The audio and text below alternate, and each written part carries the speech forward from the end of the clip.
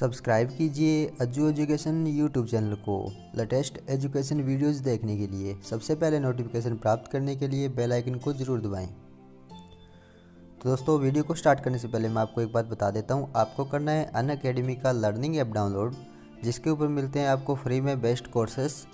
तो वहाँ पर मैं भी पढ़ाता हूँ।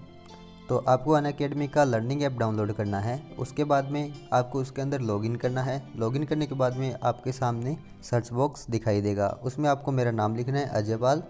फिर आपको मेरी प्रोफाइल नज़र आ जाएगी इस प्रकार से, ये मेरी फ़ोटो दे रखी है। फिर आपको वहाँ से फॉलो करना है। अगर आप मेरे कोर्सेस देखना चाहते हैं मैथमेटिक्स जनरल साइंस के, तो आप देख सकते हैं, क्योंकि रोज़ाना अपडेट करता हूँ मैं।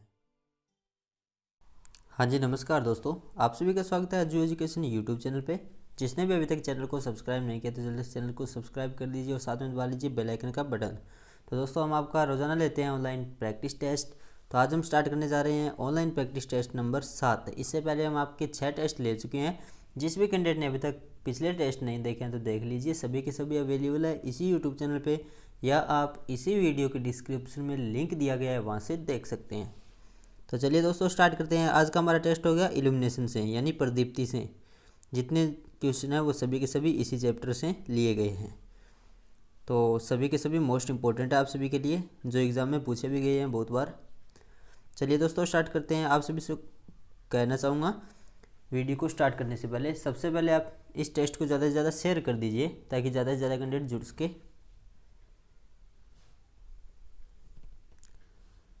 चलिए दोस्तों, स्टार्ट करते हैं। आज का हमारा पहला प्रश्न है, नियॉन साइन ट्यूब के इलेक्ट्रोड बने होते हैं, या नियॉन भी बोल सकते हैं इसको।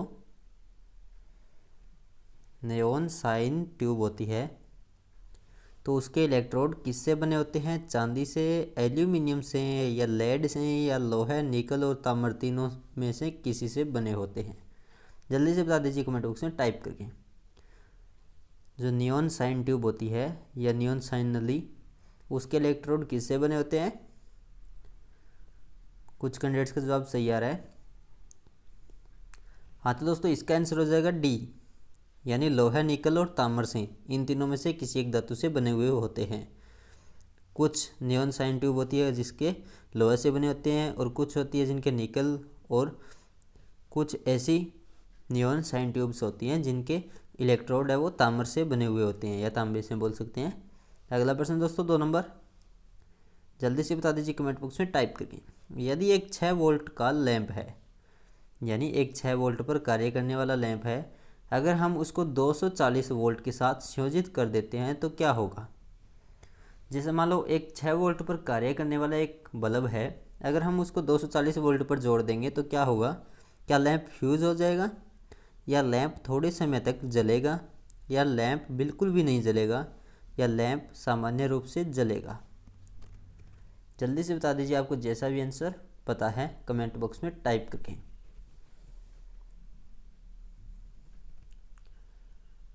बहुत सारे कैंडिडेट्स का जवाब बिल्कुल सही आ रहा है। हाँ, तो दोस्तों इसका आंसर हो जाएगा ए, यानी लैंप है वो फ्यूज़ हो जाएगा, जलेगा ही नहीं, क्योंकि इसकी तो कैपेसिटी वो 6 वोल्ट की है, 6 वोल्ट तक सहन कर सकता है।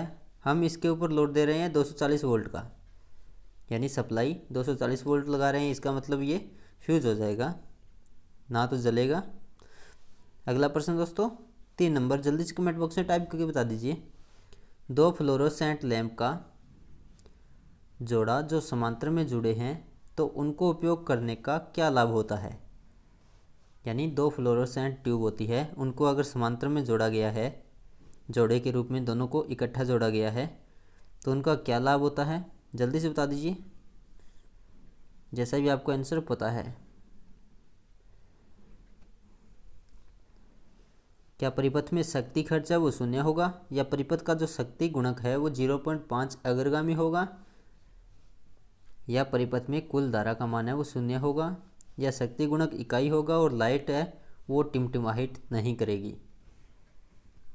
जैसा भी आपको पता है जल्दी से कमेंट बॉक्स में टाइप करके बता दीजिए। कुछ कैंडिडेट्स का जवाब बिल्कुल सही आ रहा है, कुछ कैंडिडेट्स गलत कर रहे हैं। यानी दोस्तों जो 2 फ्लोरोसेंट लैंप है या ट्यूब बोल सकते हैं, तो उनको जोड़े के रूप में समांतर में जोड़ा गया है, तो उनका जो उपयोग करने का लाभ है वो होता है, इसका आंसर हो जाएगा डी, यानी शक्ति गुणक इकाई होगा और लाइट है वो टिमटिमाइट नहीं करेगी, ये इसका बेनिफिट होता है। कुछ कैंडिडेट्स ने जवाब बिल्कुल सही दिया है इसका, यानी डी हो जाएगा। ये एग्जाम में पूछा भी गया है, यानी जो पावर फैक्टर है वो इकाई हो जाएगा और जो लाइट है इनकी टिमटिमाइट नहीं करेगी। अगला प्रश्न है 4 नंबर, जल्दी से कमेंट बॉक्स में टाइप करके बता दीजिए। एक फ्लोरोसेंट लैंप जो सही तरीके से स्टार्ट नहीं हो रहा है, इसका स्टार्टर हटाने से लैंप है वो रोशनी देने लग गया है, तो इसमें कौन सा संभावित दोष है? क्या चौक में है, या स्टार्टर में है, या लैंप में है, लाइन स्विच में है? किसमें प्रॉब्लम है इन चारों में से? जल्दी से बता दीजिए, यानी कौन से में दोष है जिसके कारण ये लाइट नहीं जल रही थी। क्वेश्चन को समझिए, आंसर अपने आप पता चल जाएगा। जल्दी से कमेंट बॉक्स में टाइप करके बता दीजिए। यानी एक फ्लोरोसेंट लैंप है जो सही तरीके से स्टार्ट नहीं हो रहा है और इसका स्टार्टर हटाने के बाद में लैंप है वो रोशनी देने लग गया है, इसका मतलब दोष किस में है? बहुत सारे कैंडिडेट्स का जवाब बिल्कुल सही आ रहा है। हाँ तो दोस्तों इसका आंसर हो जाएगा बी, यानी स्टार्टर को हटाने के बाद में लैंप सही तरीके से जल रहा है, इसका मतलब है स्टार्टर में प्रॉब्लम है। इसका आंसर हो जाएगा बी 4 नंबर का। अगला प्रश्न है 5 नंबर, कल शाम को 8 बजे लेके आएंगे हम आपके लिए अगला टेस्ट, इसी यूट्यूब चैनल पे बने रहिएगा हमारे साथ। जब एक विसर्जन लैंप की रोशनी में एक घूमती हुई मशीन को देखा गया तो यह एहसास हुआ कि मशीन के घूमने की दिशा है वो विपरीत है या स्थिर है, तो यह प्रभाव क्या कहलाता है? तापीय प्रभाव, फोटो इलेक्ट्रिक प्रभाव, या स्ट्रोबोस्कोपिक प्रभाव, या चुंबकीय प्रभाव? कौन सा होगा इनमें से आंसर? तो दोस्तों हम कई बार देखते हैं जो ये फिल्में वगैरह होती है, इनमें कई गाड़ियाँ चलती है तो उनके टायर है वो उल्टे चलते हुए दिखाई देते हैं हमें कैमरे के कारण, तो ये भी वही प्रभाव होता है। या कई बार हम रोशनी में देखते हैं हमें जो टायर है गाड़ियों के वो उल्टे दिखाई देते हैं, तो उसको कौन सा प्रभाव बोला जाता है? ये वही प्रभाव है। जल्दी से बता दीजिए कमेंट बॉक्स में टाइप करके। यानी जब एक विसर्जन लैंप है उसकी रोशनी में एक घूमती हुई मशीन को देखा गया तो यह एहसास हुआ कि मशीन के घूमने की दिशा है वो विपरीत है, यानी हमें लगा मशीन की जो घूमने की दिशा है वो उल्टी है या स्थिर है, तो यह प्रभाव क्या कहलाता है? कुछ कैंडिडेट्स का जवाब बिल्कुल सही आया है। हाँ तो दोस्तों इसका आंसर होगा सी, स्ट्रोबोस्कोपिक प्रभाव बोला जाता है इसको, जिसकी रोशनी में कोई घूमती हुई वस्तु है वो उल्टी प्रतीत होती है। अगला प्रश्न दोस्तों 6 नंबर, जल्दी से कमेंट बॉक्स में टाइप करके बता दीजिए। जैसा भी आपको पता है घने कोहरे वाले स्थानों पर प्रयोग किए जाते हैं, कौन से लैंप प्रयोग में लिए जाते हैं जहां पर घना कोहरा होता है? पारद वाष्प लैंप, या प्रदीप्ति लैंप, या सोडियम वाष्प लैंप, या उद्दीप्त लैंप? कौन सा होगा इनमें से आंसर? घने कोहरे वाले स्थानों पर कौन से लैंप का प्रयोग किया जाता है?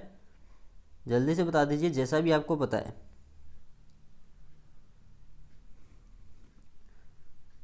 बहुत सारे कैंडिडेट्स का जवाब सही आ रहा है, कुछ कैंडिडेट्स गलत कर रहे हैं इसका आंसर।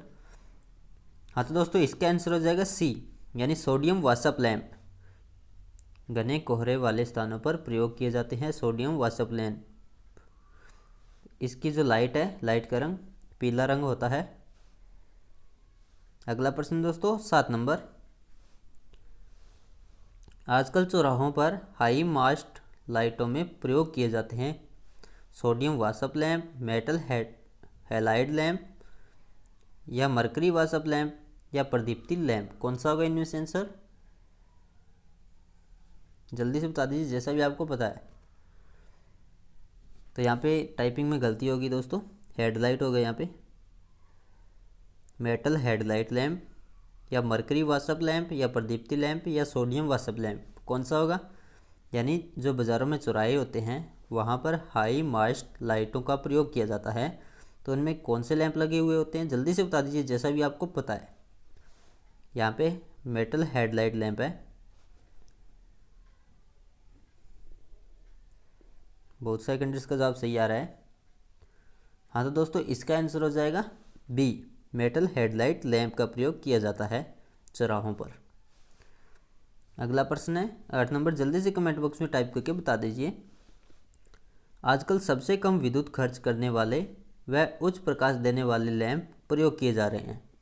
यानी जिनका जो विद्युत खर्चा है वो तो बिल्कुल कम होता है और प्रकाश उच्च होता है। कौन से लैंप होते हैं? LED lamp, halogen lamp, CFL lamp या प्रदीप्ति लैंप। कौन सा होगा इनमें से आंसर? जल्दी से बता दीजिए जैसा भी आपको आता है। आजकल सबसे कम विद्युत खर्च वाले व उच्च प्रकाश देने वाले लैंप प्रयोग में लिए जा रहे हैं। लगभग कैंडिडेट्स का जवाब बिल्कुल सही है। हाँ तो दोस्तों इसका आंसर हो जाएगा ए, एलईडी लैंप। अगला प्रश्न है 9 नंबर, जल्दी से बता दीजिए कमेंट बॉक्स में टाइप करके।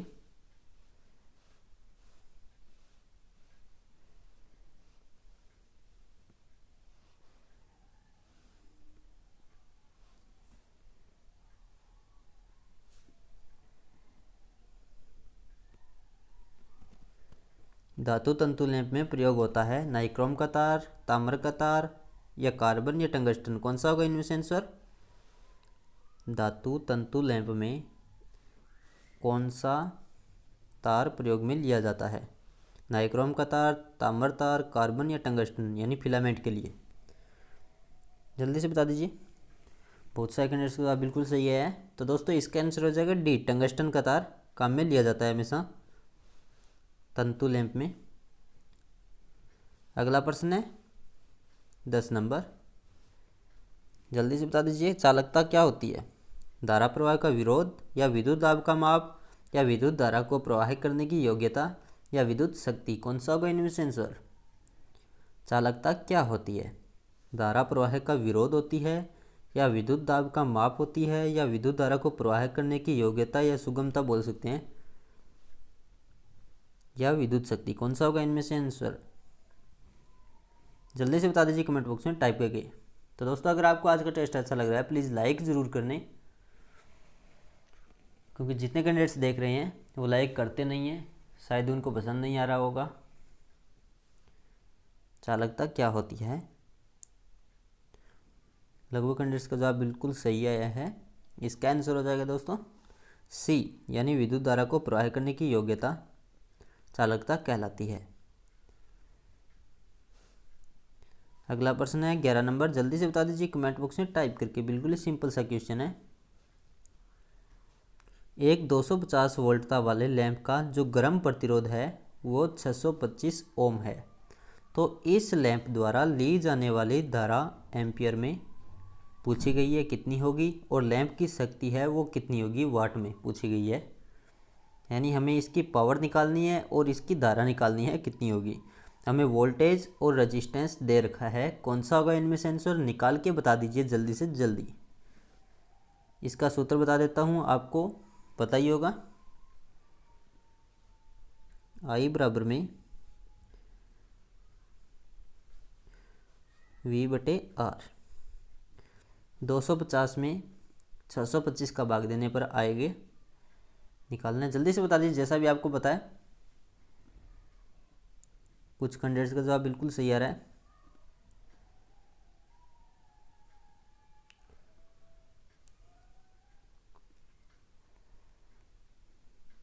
चलिए कोई बात नहीं, मैं बता देता हूँ।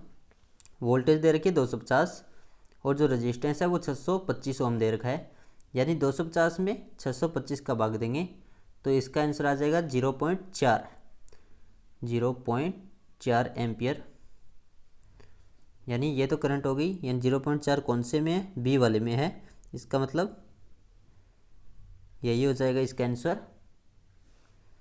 और अब हमें पावर निकालनी है, तो पावर का होता है P बराबर में VI। यानी पावर का सूत्र होता है P बराबर में V इंटू आई। वोल्टेज दे रखी है 250 को 0.4 से गुना करेंगे तो इसका आंसर आ जाएगा 100 वाट। यानी 100 वाट आ जाएगा दोस्तों। इसका आंसर हो जाएगा बी। कुछ लगभग कैंडिडेट्स ने जवाब सही दिया है। अगला प्रश्न है 12 नंबर, जल्दी से बता दीजिए कमेंट बॉक्स में टाइप करके। वह तापमान कौन सा है जिस पर किसी टंगस्टन फिलामेंट गैस भरा लैंप कार्य करता है? यानी वह तापमान बताना है आपको जिस पर जो टंगस्टन फिलामेंट वाला गैस भरा हुआ लैंप होता है वो कार्य करता है। जो हम सामान्य घरों में उपयोग में लेते हैं लैंप, वो कितने तापमान पर कार्य करता है आपको बताना है। 1035 degree Celsius, 1200 degree Celsius, 1500 degree Celsius या 2300 डिग्री सेल्सियस, कौन सा होगा इनमें से आंसर? ये कई बार एग्जाम में पूछा गया क्वेश्चन है, मोस्ट इंपॉर्टेंट क्वेश्चन है। यानी टंगस्टन फिलामेंट वाला जो गैस भरा हुआ लैंप होता है उसका कार्यकारी तापमान कितना होता है। कुछ कैंडिडेट्स का जवाब बिल्कुल सही आ रहा है। हाँ तो दोस्तों इसका आंसर हो जाएगा D, 2300 degree Celsius. 2300 degree Celsius होता है। अगला प्रश्न है 13 नंबर, जल्दी से बता दीजिए कमेंट बॉक्स में टाइप करके, प्रदीप्ति की इकाई क्या होती है या इल्यूमिनेशन की इकाई क्या होती है। तो दोस्तों मैं अलग से वीडियो बना के दूंगा आपको कल या परसों तक, जिसके अंदर मैं आपको सभी इकाइयाँ बताऊंगा जो एग्ज़ाम में पूछी जाती है। प्रदीप्ति की इकाई क्या होती है? डेसिबल, हेनरी, कूलाम्ब या लक्स। लक्स है दोस्तों यहाँ पे। प्रदीप्ति की इकाई क्या होती है? डेसिबल, हेनरी, कूलाम्ब या लक्स।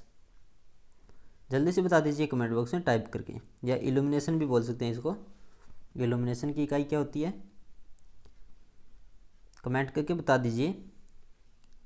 कुछ कैंडिडेट्स का जवाब बिल्कुल सही आ रहा है, कुछ कैंडिडेट्स गलत कर रहे हैं इसका आंसर। तो दोस्तों इसका आंसर हो जाएगा डी, यानी लक्स होती है हमेशा प्रदीप्ति की इकाई, या इल्यूमिनेशन बोल सकते हैं, इसकी इकाई लक्स होती है। अगला प्रश्न है 14 नंबर, जल्दी से बता दीजिए कमेंट बॉक्स में टाइप करके, सोडियम वेपर लैंप का जीवन काल कितना होता है। यानी सोडियम वेपर लैंप होता है उसका जीवन काल कितना माना जाता है? 1000 घंटे, 2000 घंटे, 4000 घंटे या 6000 घंटे, कौन सा होगा इनमें से आंसर? जल्दी से बता दीजिए कमेंट बॉक्स में टाइप करके, सोडियम वेपर लैंप का जीवन काल कितना होता है।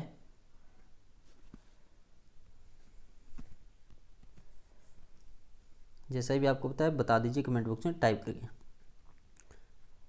तो बहुत सारे कैंडिडेट्स का जवाब बिल्कुल सही आ रहा है, कुछ कैंडिडेट्स गलत कर रहे हैं इसका आंसर। हाँ तो दोस्तों इसका आंसर हो जाएगा डी, यानी 6000 घंटे होता है हमेशा सोडियम वेपर लैंप का जीवन काल।